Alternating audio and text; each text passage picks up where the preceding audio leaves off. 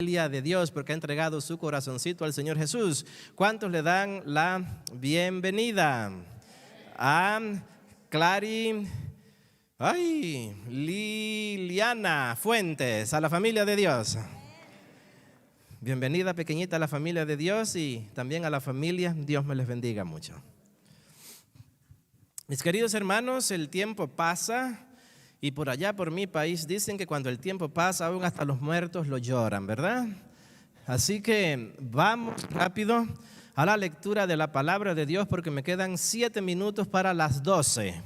Y parece que dentro de el pueblo que yo ministro, el pueblo que ustedes también asisten, hay algo que sucede cuando llegan las 12 del día, como que algo comienza a suceder como los asientos, ¿verdad? Comenzamos como a inquietarnos un poquito, ¿no? Pero no se van a inquietar mucho, vamos a ir rápido a la lectura de la palabra de Dios, vamos a escuchar que Él tiene para nosotros en esta mañana y vamos felices de vuelta a nuestros hogares. Isaías, la lectura bíblica de esta mañana, vamos a ir allí, Isaías capítulo 51, Isaías capítulo 51, versículo 12. Cuando lo tengan, nos hacen saber.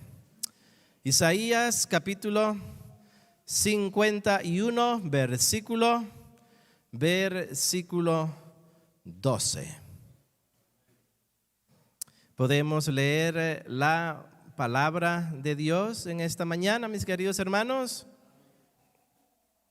Dice la palabra de nuestro Dios: Yo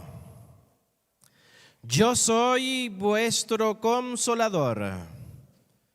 ¿Quién eres tú para que tengas temor del hombre que es mortal y del Hijo del hombre que es como la paja, que es como el heno seco, que es como la hierba?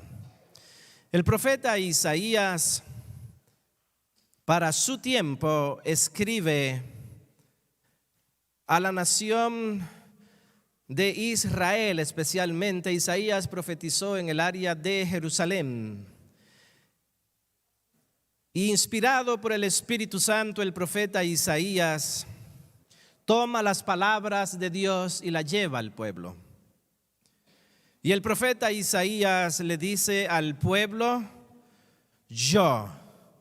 ¿Estaba hablando el profeta Isaías de sí mismo o de alguien que puede decir yo? ¿Qué dice el pueblo? ¿Estaba Isaías hablando de sí mismo como consolador? ¿Estaba hablando el profeta Isaías de sí mismo como el yo que aparece junto al gran yo soy? No. El profeta Isaías estaba tomando las palabras de Dios y expresándola a través de su lenguaje humano y dice yo. Y el que dice yo es Dios a través del profeta Isaías. Yo soy para vosotros pueblo de Jerusalén, pueblo de Dios, manada pequeña, la cual saqué con brazo poderoso de Egipto, la cual libré de la opresión de Egipto, a los cuales llevé a través del desierto con seguridad a Canaán. Yo soy vuestro consolador. ¿Y qué dice el pueblo de Dios? Dice Dios: yo soy, ¿qué cosa? Vuestro consolador. Luego viene una pregunta retórica, una pregunta que apunta hacia el área existencial de cada uno de nosotros. ¿Quién eres tú? Solamente con esta declaración, si la analizáramos en esta mañana, podemos hablar muchísimos e ir felices a nuestros hogares. La declaración que dice acá el profeta Isaías a través de Dios es: ¿quién eres tú? ¿Quién eres tú? Porque el día que tú descubres quién eres, de dónde vienes, dónde estás, qué ha sucedido en tu vida que te ha permitido permanecer donde estás, el día que tú descubras ¿Cuál es tu destino final? Entonces, el temor será cambiado por otra cosa. Porque dice la palabra de Dios que el perfecto amor echa fuera, ¿qué cosa? El temor. Y el profeta Isaías le dice a los que están allí escuchándoles: ¿quién eres tú para que tengas temor del hombre que es, ¿qué cosa? Mortal. Y del Hijo del Hombre que es como la paja o que es como el heno. A través de Dios, el profeta Isaías está comparando la eternidad de Dios con la temporalidad del hombre. El hombre es mortal y pasajero. ¿Por qué vas a tener miedo del hombre?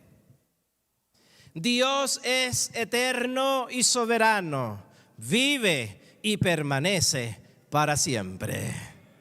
Él es el que un día con su propia voz al profeta Juan, al discípulo del amor, al discípulo amado en la isla de Patmos, al aparecer se le dice: yo soy el alfa y la omega.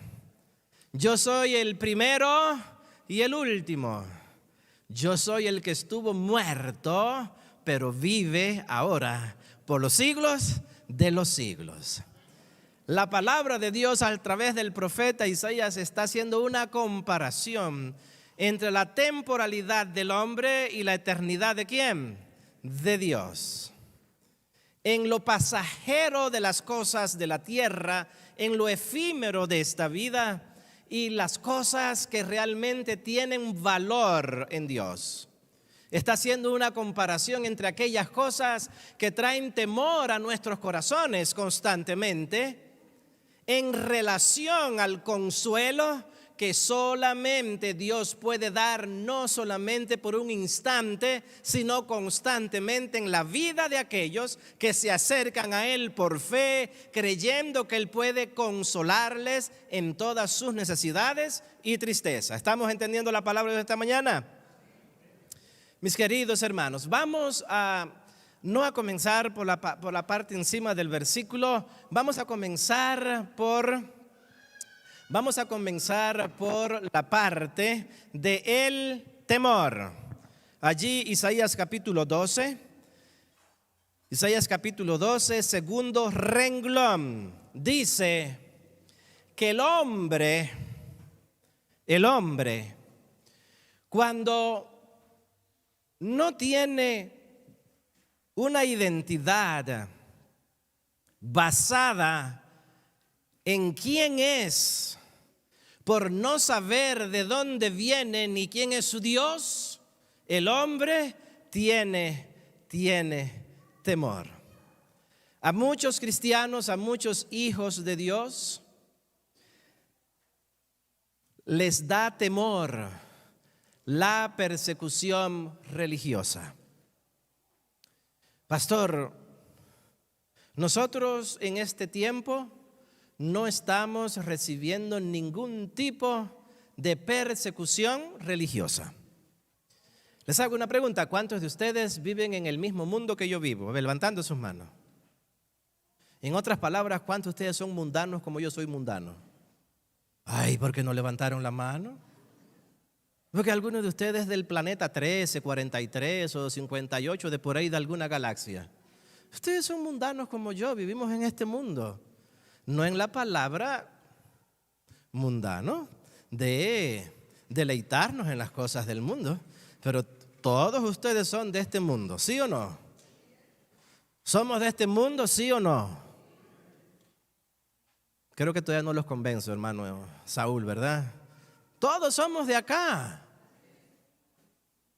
¿Todos somos de dónde? ¿Cómo? ¿De dónde somos? ¿Ya llegó?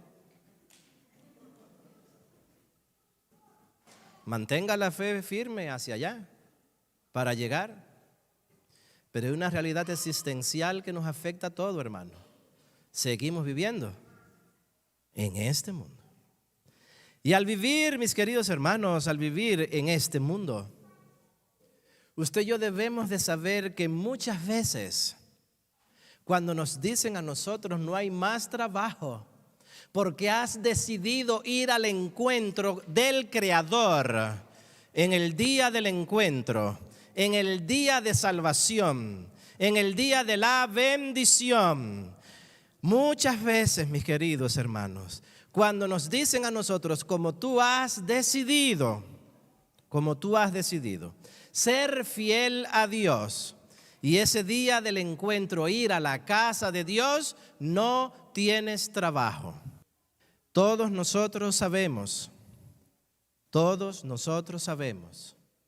que simplemente por el hecho de formar parte de la Iglesia Adventista del Séptimo Día, el remanente de Dios para el tiempo del fin, el pueblo que Dios ha levantado para llevar las buenas nuevas de salvación, el evangelio eterno al mundo, nosotros sabemos que recibimos persecución religiosa.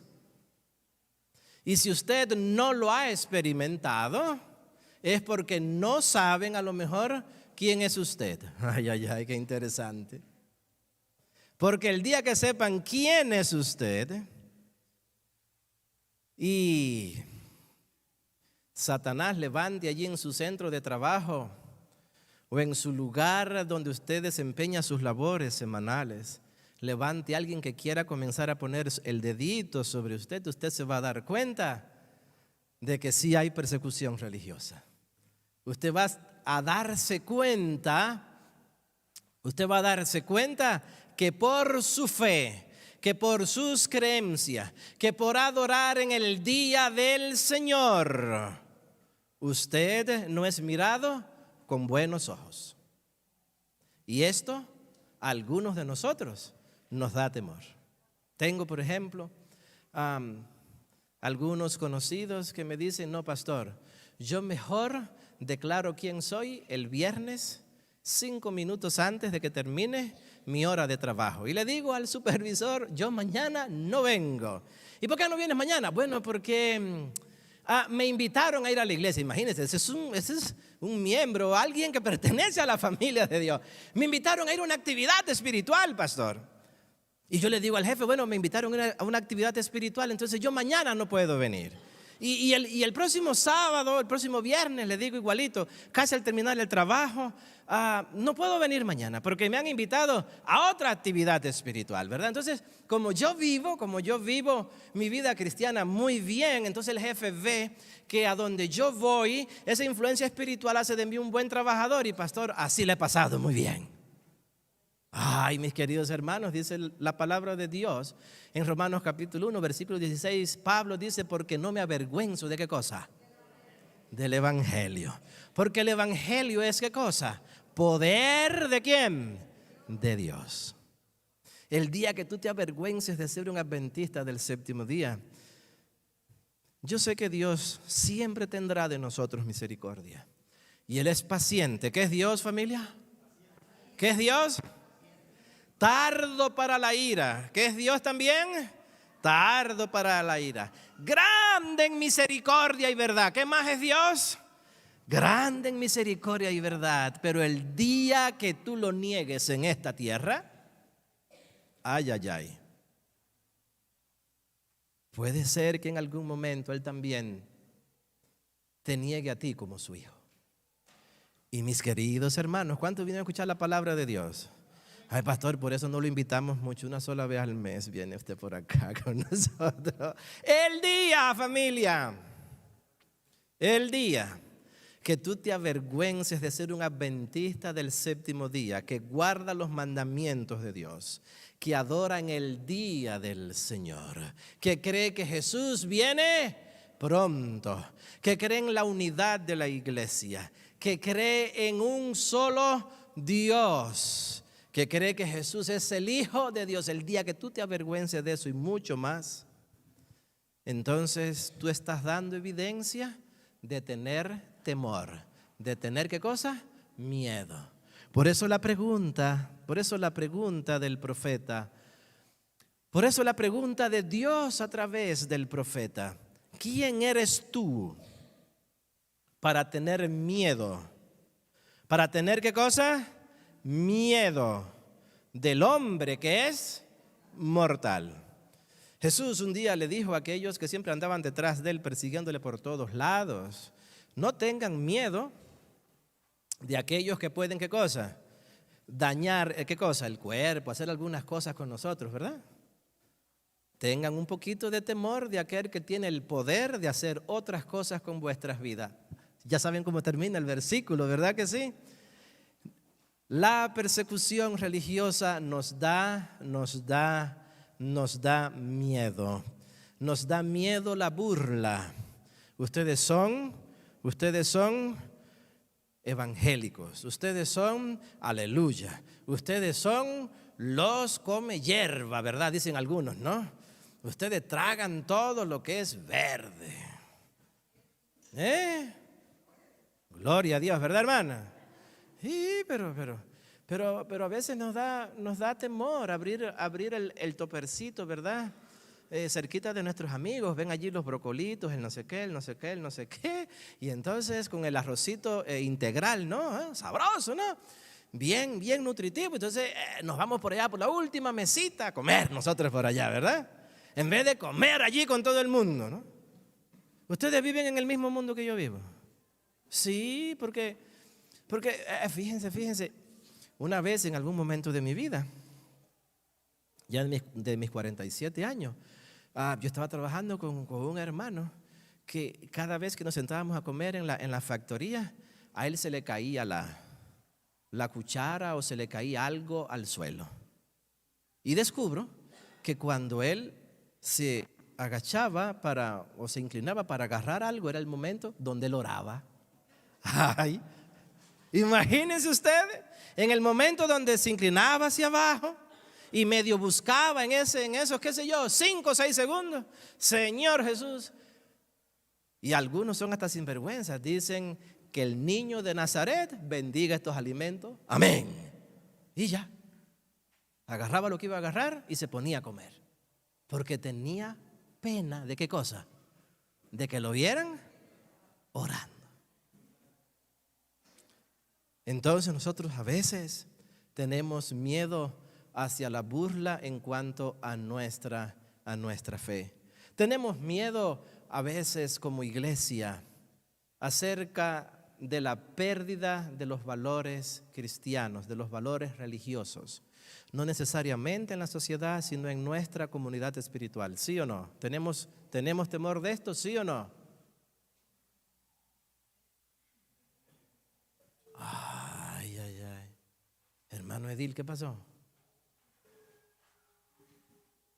¿No tenemos miedo de la pérdida de los valores religiosos en nuestra comunidad espiritual? ¿Tenemos miedo, sí o no? Sí, tenemos miedo. ¿Tenemos miedo de la pérdida de los valores religiosos en la sociedad, sí o no? Sí tenemos miedo de la pérdida de los valores religiosos, ¿dónde? En la sociedad. Pero la gran pregunta es, ¿de quién es este pueblo? ¿Quién pagó por este pueblo? ¿Quién rescató a este pueblo? ¿Cuánto costó el rescate de este pueblo? ¿Con qué se pagó tu rescate y mi rescate? ¿A dónde está sentado este pueblo según Efesios capítulo 2 por fe? ¿Dónde está sentado este pueblo? Y nosotros con miedo de la pérdida de los valores religiosos y espirituales en nuestra comunidad espiritual. ¿Y dónde? Y en el mundo. Pastor, la iglesia se está secularizando, pastor. Pastor, la iglesia se está haciendo liberal. ¿Ustedes no han escuchado eso? ¿Ustedes van a la misma iglesia que yo voy? A ver, ¿cuántos van a la misma iglesia que yo voy? Levantando la mano. ¿Tan poquitos van a la iglesia adventista? ¿Y todos los demás dónde van? ¿Van a la iglesia? Ok. Pastor, la iglesia se está haciendo liberal. O sea, hasta miramos con los ojos en el cuadrante equivocado. Porque liberal y conservador tiene que ver con los dos grandes bloques en los cuales se divide la teología o la creencia o el acercamiento a la palabra de Dios. Están los teólogos liberales y están los teólogos conservadores. Está la visión conservadora de la vida espiritual y está la parte liberal de, ¿qué cosa? De la palabra de Dios. Nosotros como iglesia somos una iglesia conservadora porque la palabra de Dios es la regla de fe y creemos solamente, ¿qué cosa? En la palabra de Dios. Y hay muchísimas confesiones religiosas que son conservadoras, que creen en la palabra de ¿quién? De Dios. Y los liberales son los que toman la palabra de Dios para encontrar en ella cualquier falla que diga que esto no es ¿qué cosa? Palabra de Dios, alta crítica. Así que conservadores y así que liberales no tiene nada que ver con las cosas que suceden en nuestras comunidades religiosas, porque son los que creen en la palabra como palabra autoritativa de Dios y aquellos que usan la palabra de Dios para encontrar en ella, a través de la alta crítica, las fallas o las fisuras que dicen que no es ¿qué cosa? Dios es creíble a través de su palabra. Pero en el segundo cuadrante de debajo está entonces lo contemporáneo y lo tradicional. Y por lo general nosotros confundimos lo contemporáneo ¿con qué cosa? Con lo liberal. Y confundimos lo tradicional ¿con qué cosa? Con lo conservador. Son cosas diferentes. Porque ahora hay iglesias que sus cultos, sus actividades, su manera de alabar o adorar a Dios son contemporáneas o son ¿qué cosa? Tradicionales. ¿Está bien? Pero hay gente que se pega un susto grandísimo y dice, no, pastor, la iglesia, ¿qué cosa? ¿Se está haciendo qué cosa? Liberal. Y uno los mira y dice, pero ven acá. Y esta gente realmente ha leído aunque sea 2 páginas de un libro para que de su boca salga semejante barbaridad, ¿no? La iglesia adventista nunca será liberal. Somos una iglesia conservadora. Creemos en la palabra ¿de quién? De Dios. Que algunas iglesias tengan un estilo de adoración contemporáneo, tradicional, eso es diferente. ¿Estamos entendiendo? Pero hay gente que tiene miedo a que si es contemporáneo o si es tradicional, los valores de la iglesia se están ¿qué cosa? Perdiendo. Qué interesante, ¿no? Saben, mis queridos hermanos, tenemos miedo. Tenemos miedo de las enseñanzas que aún en el contexto religioso muchos toman para la promoción de estilos de vida que van en contra de la palabra de Dios, como el matrimonio dentro del mismo sexo. ¿Tenemos miedo de eso? ¿Sí o no? No. Tenemos miedo de eso. Tenemos miedo, mis queridos hermanos y amigos, en los cambios culturales y tenemos miedo de los cambios sociales. Y les hago una pregunta. ¿Quién es la persona de más edad en nuestra iglesia? ¿Quién es la persona de más edad en nuestra iglesia? ¿Se puede poner en pie para conocer a la persona de más edad en la iglesia? Todos se miran unos a otros. ¡Ay, se levantó la hermana Connie! Okay. Hermana Connie, quede por allí, paradita. Hermana Connie. El mundo cuando usted nació, en cuanto a lo cultural y lo social, es el mismo mundo en el cual usted vive hoy. Diferente, puede sentarse. Pero interesantemente tenemos miedo ¿a qué cosa? A los cambios culturales y los cambios sociales que también afectan nuestra comunidad espiritual. ¿Sí o no? Tenemos miedo. Y como les decía ahorita, confundimos lo tradicional con lo conservador y lo contemporáneo. ¿Con qué cosa? Con lo liberal, ¿verdad? Y saben, mis queridos hermanos, Dios dice en esta mañana ¿quién eres tú para que tengas todos estos temores? Es una pregunta retórica que afecta nuestra realidad existencial. ¿Quién eres tú para tener todos estos temores? ¿Quién eres tú? ¿Quién eres tú? ¿Quién eres tú, mi querido hermano? Tú eres un hijo de Dios, amado incondicionalmente por tu Padre celestial. Y aunque muchas veces tú sientas temor, porque se está enseñando hoy en la sociedad y en muchas confesiones religiosas que está bien que Eva con Eva y Adán con Adán se junten. Tú tienes que saber que tú eres un hijo de Dios, amado incondicionalmente, y que en tu vida no va a cambiar nada, aunque sucedan cosas a tu alrededor. ¿Estamos entendiendo? Aunque sucedan cosas a tu alrededor y tú veas la boda de Adán con Adán y de Eva con Eva, ¿verdad? Tú sabes, si tienes familia, que con Eva echaste tu suerte hasta que la muerte los separe o hasta que Cristo venga. Tú sabes como Eva que echaste tu suerte con Adán hasta que la muerte nos separe o hasta que Cristo venga.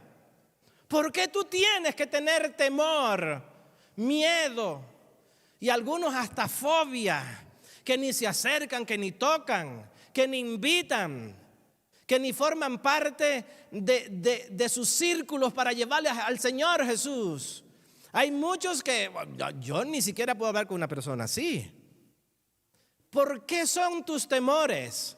Cuando Dios te dice en esta mañana que tú eres un hijo de Él, amado incondicionalmente por Él, no hay nada que puedas hacer en esta tierra que logre que Dios quite su vista de sobre ti y que a través de sus ojos tú no recibas su amor y su misericordia. No existe nada que puedas hacer que le impida a Dios amarte. Aún la obra extraña que llama Dios que hará en el tiempo del fin, que será destruir al pecado y destruir a aquellos que practican el pecado. Aún esa obra extraña es una obra de amor. ¿Está bien? Entonces, es una pregunta retórica. Dice Dios a través de Isaías: ¿quién eres tú para que tengas temor de estas cosas? Si tú sabes en esta mañana que eres un hijo de Dios, amado incondicionalmente, tú no tienes que tener miedo de esas cosas. Tú, mi querido hermano, dice Juan capítulo 3, versículo 16, juntos lo podemos decir. Y el que no lo diga, ¿verdad?, lo volvemos a bautizar. Juan 3, 16, ¿lo sabemos de memoria? Vamos a decirlo juntos. Porque de tal manera amó Dios al mundo, que ha dado a su Hijo unigénito, para que todo aquel que en Él cree no se pierda, mas tenga vida eterna. Eso nos da la seguridad de no tener temor por las cosas que suceden. La palabra de Dios nos dice en esta mañana: ¿quién eres tú para tener temor? Tú eres no solamente amado por Dios, sino que tú fuiste redimido por la sangre de Jesús y perdonado por su gracia. Efesios capítulo 1, versículo 7. La palabra de Dios nos dice: en quien tenemos redención por su sangre. ¿Cuántos dicen amén? El perdón de nuestros pecados. ¿Cuántos dicen amén? Según sus riquezas. ¿Habrá alguien que se acerque a Dios y reciba la respuesta? No, mi hijo, mire, hoy no te puedo perdonar. El camión, el tráiler del perdón, porque ya aquí se acabaron las reservas en el cielo, viene de Florida y está atorado por allá por el 10 en un tráfico tremendo. Así que tienes que esperar todavía 2 días para que llegue el camión del perdón, lo puedan bajar acá en el almacén del cielo y entonces yo pueda tener suficiente para perdonar ¿qué cosa? Tu pecado y limpiar ¿qué cosa? Tu maldad. Ese es el Dios al que ustedes le entregaron su vida, que anda esperando el próximo camión que viene de Walmart y de Sam y de todas esas cosas para que vuelva a recargar. Bueno, si tú y yo no creemos en un Dios así, sino en un Dios que es bueno, dice, en Él tenemos redención por su sangre, el perdón de sus pecados, porque Él es rico en gracia. ¿Qué es Dios, familia? Rico en gracia. Entonces, si tú descubres que eres amado por Dios, si tú descubres que eres redimido por su sangre, si tú descubres que eres perdonado por su gracia, ¿qué te da temor? ¿Qué te da temor? Tercer lugar, mis queridos hermanos, el profeta Isaías hace una pregunta y dice en el capítulo 51, el versículo 12, ¿quién eres tú para que tengas temor del hombre que es mortal? En esta mañana tú tienes que descubrir, tienes que sentir en tu vida y tienes que volver a casa con la seguridad de que eres heredero de las promesas divinas. Romanos capítulo 8, versículo 17. Dice la palabra de Dios, y si hijos, también herederos, y herederos de Dios, y coherederos ¿con quién? Con Cristo. Si es que padecemos juntamente con Él, para que juntamente con Él seamos glorificados. Esto significa que tú no debes de tener miedo a nada de lo que sucede, porque tú formas parte de una herencia espiritual. No tienes que tener miedo.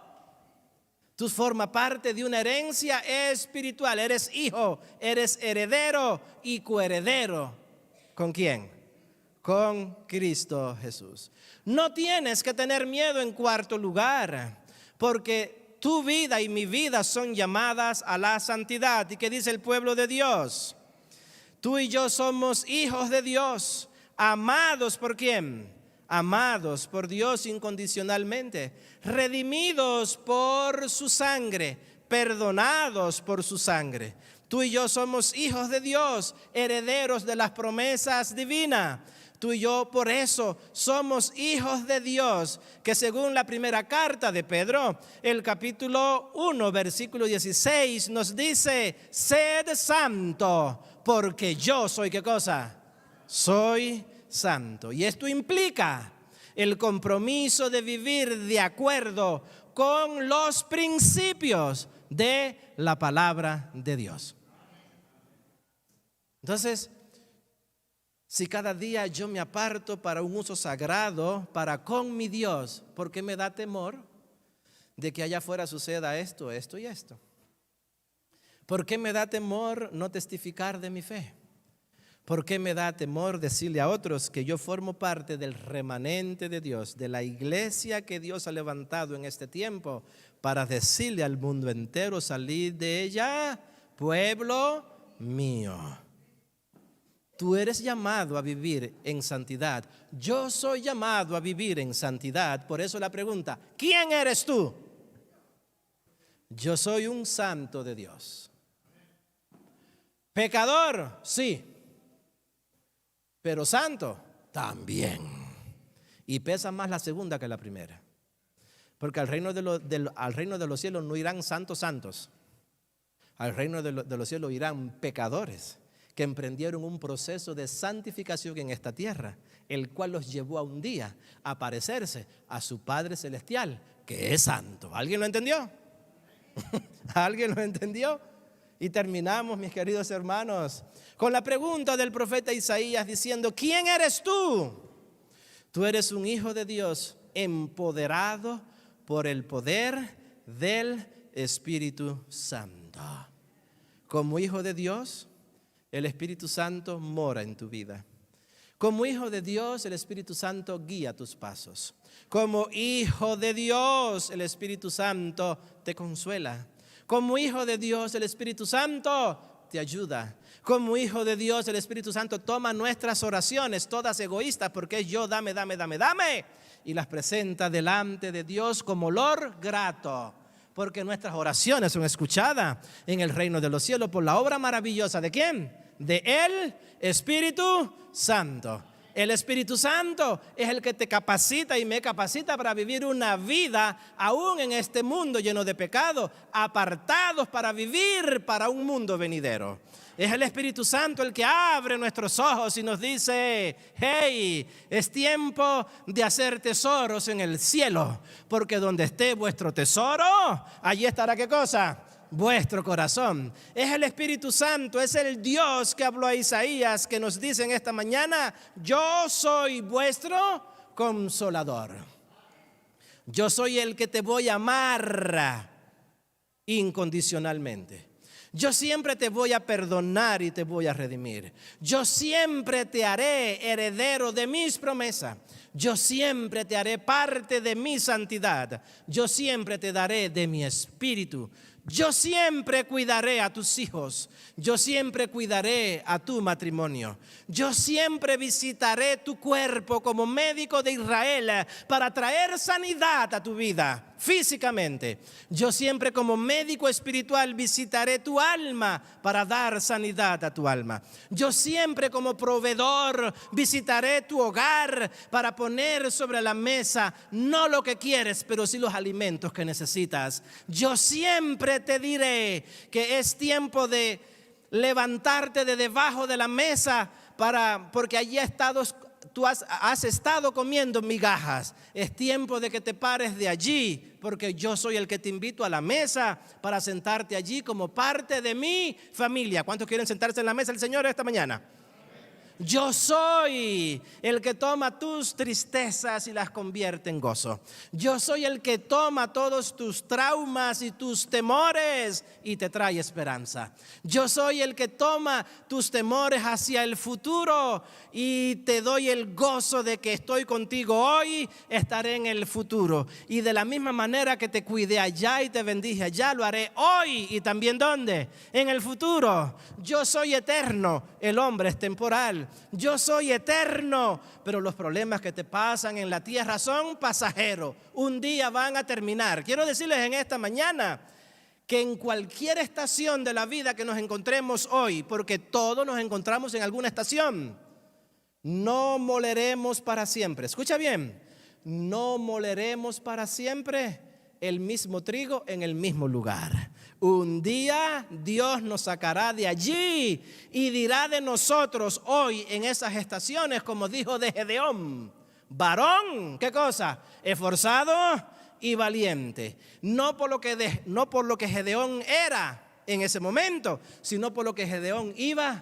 a hacer. Y Dios no nos mira a nosotros hoy como somos. Dios nos mira a nosotros cómo llegaremos a ser con Él. ¿Dónde? En el reino de los cielos por toda la eternidad. Por eso yo soy tu consolador. ¿Quién eres tú? Porque vas a tener miedo de las cosas que suceden. El hombre es mortal y su hijo es... hermano, gracias por el tema de los otros. Un sábado que vi un tema que usted dijo, ¿no? Que salimos un poquito más chafaditos que nuestro papá y nuestra mamá. ¿Sí se acuerda? En cuanto a los ADN y algo de eso. ¿Se acuerda que usted predicó de eso? Hey, yo salí más malito que mi papá en cuanto a la salud y en cuanto a todo. Y mi hijo peor que yo, no mejor que yo. Eso fue lo que usted dijo, ¿verdad? Demostrado. Vamos degenerando. El hijo del hombre se muere. Y el hijo de él es peor que la hierba que está allá afuera. ¿Por qué tenemos que tener qué cosa? Temor. Si Dios es con nosotros, ¿quién contra nosotros?